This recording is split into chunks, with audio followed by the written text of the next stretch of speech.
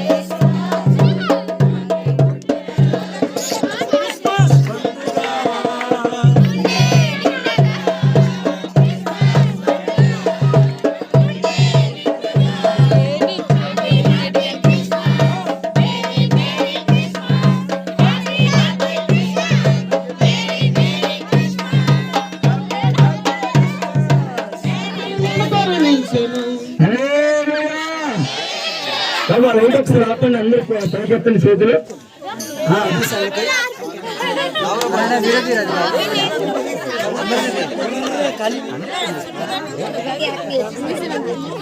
పాడు happy happy చేతులు పైకెత్తాలా